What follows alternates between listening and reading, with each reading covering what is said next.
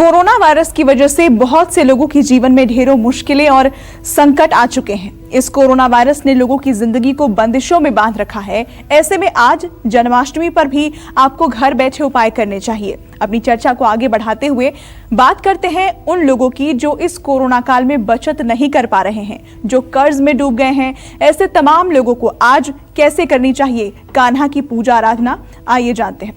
पंडित जी, ऐसे लोग जो कर्ज में डूबते चले जा रहे हैं, बचत नहीं कर पा रहे हैं, किस तरह आज घर बैठे कान्हा की पूजा कर सकते हैं?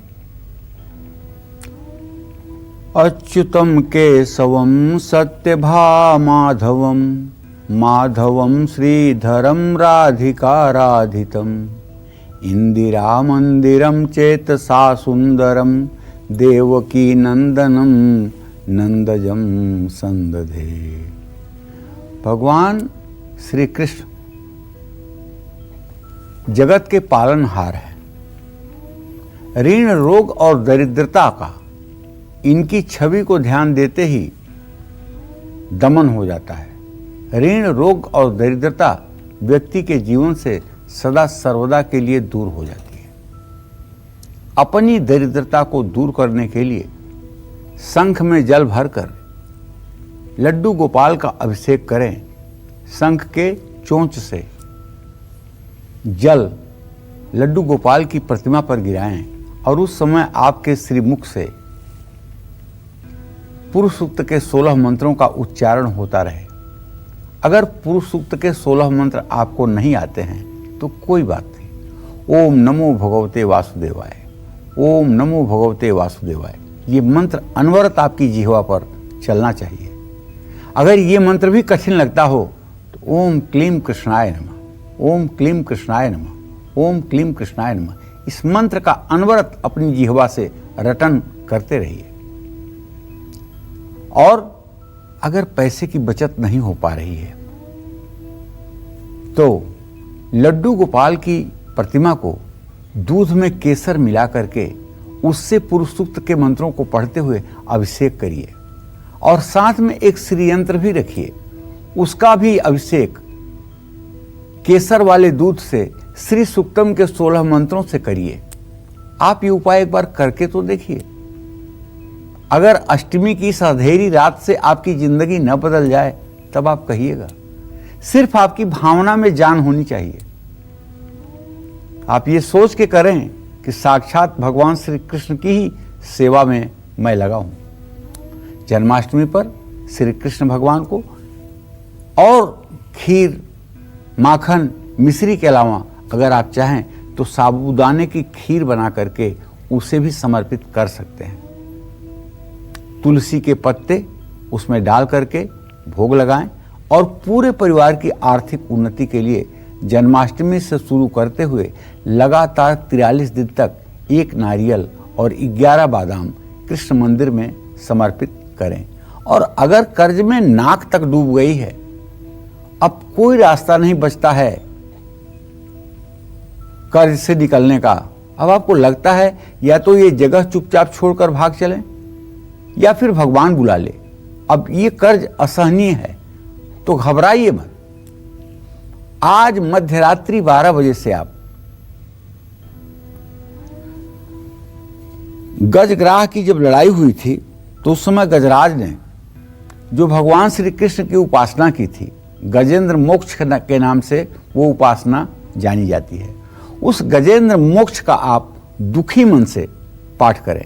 मन में ये वियोग रखकर करें कि हे कान्हा, हे कन्हैया, हे जगत के तारनहार, आप मेरे इस कष्ट को दूर करिए। अब गजराज की स्थिति मेरी हुई है, मैं अब डूबने वाला हूं, आप मुझे बचा लो नाथ, आप मुझे बचा लो नाथ।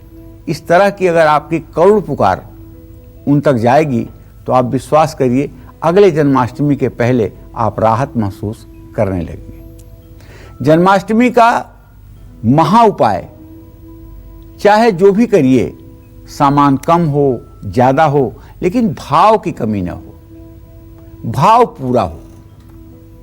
क्योंकि प्रभु क्रियाग्राही नहीं है, भावग्राही है। अगर ये क्रियाग्राही होते तो दुर्योधन के 56 प्रकार के व्यंजनों को ये ठोकर न मारते। और विदुर की पत्नी के हाथ से केले का छिलका न खाते,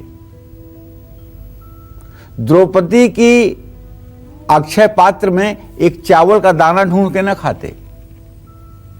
ये भावग्राही हैं, ये क्रियाग्राही नहीं हैं। इसलिए आप ये मत सोचिएगा कि मेरे पास तो लाला की सेवा के लिए ये नहीं है, वो नहीं है, ऐसे नहीं है, वैसे नहीं है।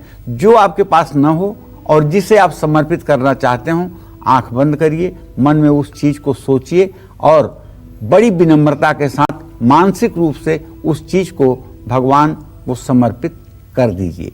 वो पूजा भी आपकी उतनी ही साकार मानी जाएगी, मन से की हुई पूजा, जितनी साकार पूजा में आपको फल प्राप्त होगा। और सुखी वैवाहिक जीवन के लिए, इनकम में बढ़ोतरी के लिए और नौकरी में तरक्की के लिए आज कृष्ण जन्माष्टमी पर कौन से उपाय घर बैठे करें, आइए जानते हैं। पंडित जी, ऐसे लोग जो घर बैठे उपाय करना चाहते हैं ताकि उनके करियर में उनको तरक्की मिले, उनकी मैरिड लाइफ जो है वो सुखी रह सके, क्या उपाय कर सकते हैं लोग? पूजा भगवान श्री कृष्ण के दाहिने अंग से विष्णु और बाएं अंग से महालक्ष्मी की उत्पत्ति हुई। कुछ शास्त्रों में यह भी है कि कृष्ण से विष्णु और राधा से लक्ष्मी की उत्पत्ति हुई। अब ये ना समझ लें लोग कि कृष्ण तो पैदा हुए 5247 वर्ष पहले और विष्णु का अस्तित्व कब से है, तो कैसे कृष्ण से पैदा हो गए। वो आदि कृष्ण हैं, वो जगत के पालनहार हैं, वो जगत के तारनहार हैं। जब भगवान शिव समाधि में जाते हैं तो उन्हीं का ध्यान करते हैं, और जब विष्णु भी समाधि में जाते हैं तो उन्हीं का ध्यान करते हैं। जब ब्रह्मदेव माला हिलाते हैं तो उन्हीं का जप करते हैं। तो योग निद्रा के वशीभूत होने पर या वैसे भी देवता जब भी साधना करते हैं तो उन्हीं आदि कृष्ण की साधना करते हैं। तो कहना ये चाहता हूं कि अगर आपके जीवन में विकास का पहिया रुक गया है तो आप बाल गोपाल को सुंदर खीर बना करके पूरी के साथ भोग लगाइएगा। इसके बाद कन्याओं को भी खीर जरूर खिलाइएगा। परिवार में सुख शांति अगर नहीं है तो आज जन्माष्टमी पर साबुत हल्दी और तुलसी के पत्ते लड्डू गोपाल के चरणों में समर्पित कीजिएगा। वैभव की प्राप्ति के लिए भगवान कृष्ण को पीले कपड़े में केले और चने की दाल बांध करके भी भोग के रूप में समर्पित कीजिएगा। आमदनी बढ़ जाए इसके लिए जन्माष्टमी पर दूध में केसर मिला करके पूर्व सूक्त के 16 मंत्रों को पढ़ते हुए अभिषेक करिएगा। और चिर अस्थाई लक्ष्मी आपके घर में निवास करें, इसके लिए स्फटिक का श्रीयंत्र अगर घर में ना हो तो भी ले लीजिए, समय है। उसे भी एक थाली में रख करके श्री सूक्तम के 16 मंत्रों से, केसर और दूध से, दक्षिणावर्ती शंख से अभिषेक कर दीजिए। अभिषेक करने के बाद शुद्ध जल से श्रीयंत्र को धो करके गंधाक्षत पुष्प धूप दीप नैवेद्य से पूजन करके लड्डू गोपाल के पास रख दीजिए। अरे आपकी पूरी मनोकामना आज ही तत्क्षण पूरी हो जाएगी। और आपका हिमालय जैसा भी अगर दरिद्र होगा वो भी जल करके राख हो जाएगा। करके तो देखिए। सुखी वैवाहिक जीवन के लिए जन्माष्टमी की शाम तुलसी के पौधे को चंदन की धूप भी दिखाइएगा, शुद्ध घी का दिया भी जलाइएगा और ओम लक्ष्मी नारायणाय नमः, ओम हरि प्रियाय नमः, इस मंत्र का भी जप करिएगा। तो अगर आप चाहते हैं कि आपके जीवन में उत्तम संतान की प्राप्ति हो, सौभाग्य आपके साथ रहे, तो जन्माष्टमी पर कौन सा उपाय करना चाहिए ये भी मैं आपको अभी बताऊंगा, बस थोड़ी देर में। तो सुंदर और स्वस्थ संतान की प्राप्ति के लिए, साथ ही अपने जीवन से दुर्भाग्य को दूर करने के लिए और भाग्य का साथ पाने के लिए आज कृष्ण जन्माष्टमी पर कैसे करें कान्हा की पूजा आराधना, आइए जानते हैं।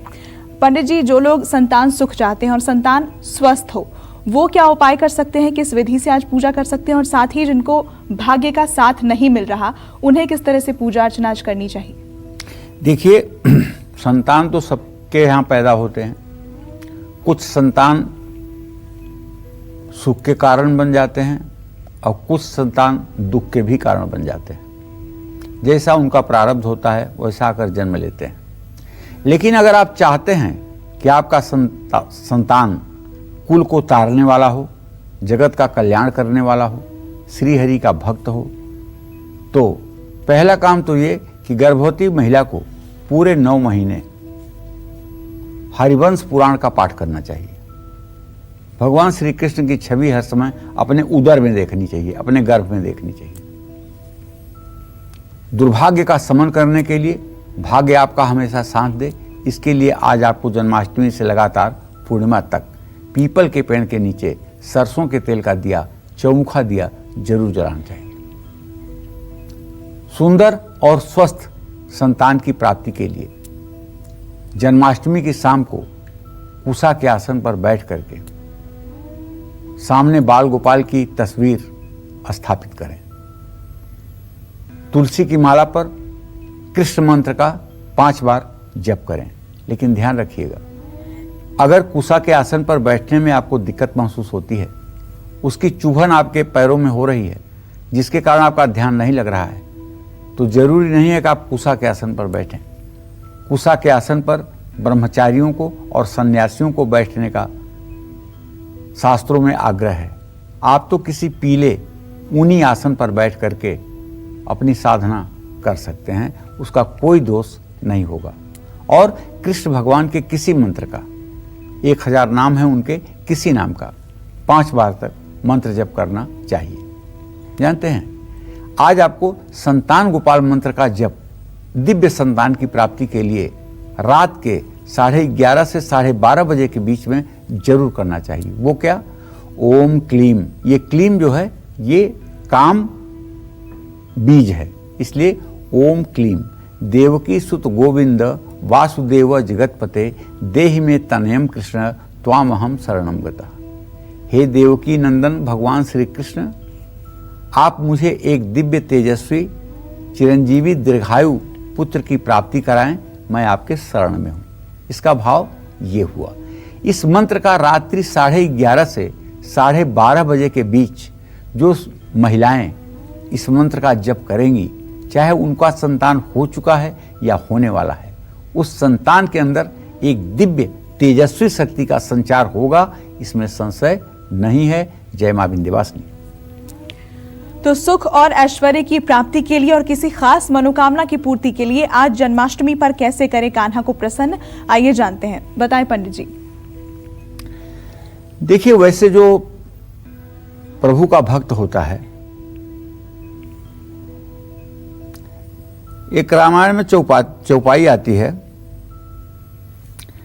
जाकर दूत अनल तहि सिरजा, जरा न सो तहि कारण गिरजा।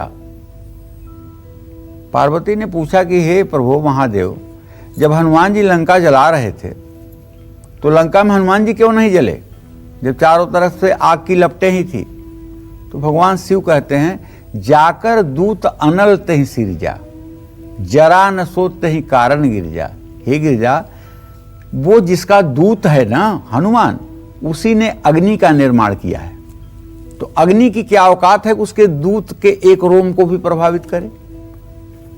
तो कहने का आशय यह है, भगवान श्री कृष्ण कौन सी मनोकामना नहीं पूरी कर सकते हैं। तो आज जन्माष्टमी पर सुबह दक्षिणावर्ती शंख में जल, दूध, घी, शहद, ये सब चीजें भर करके भगवान श्री कृष्ण का पुरुषोत्तम के 16 मंत्रों से अभिषेक करें।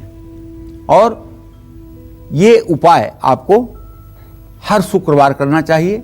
ऐसा करने से आप पर लक्ष्मी जी भी जल्दी प्रसन्न होंगी और आपकी हर मनोकामना भी पूरी होगी। सुख और ऐश्वर्य की प्राप्ति के लिए आज जन्माष्टमी पर भगवान श्री कृष्ण को सफेद मिठाई, साबूदाना की खीर और चावल की खीर का भोग लगाएं।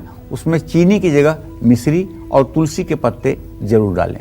ऐसा करने से ऐश्वर्यवान बनने का शुभ अवसर प्राप्त होगा, दरिद्रता दूर होगी। जय मां विंध्यवासिनी। नमस्कार, मैं हूं मानक गुप्ता। अगर आपको हमारा ये वीडियो पसंद आया हो तो इसे लाइक और शेयर जरूर करें, और हां, हमें सब्सक्राइब और फॉलो करना ना भूलें ताकि आप देश और दुनिया की कोई खबर मिस ना करें। तो जुड़े रहिए हमारे साथ और देखते रहिए News 24।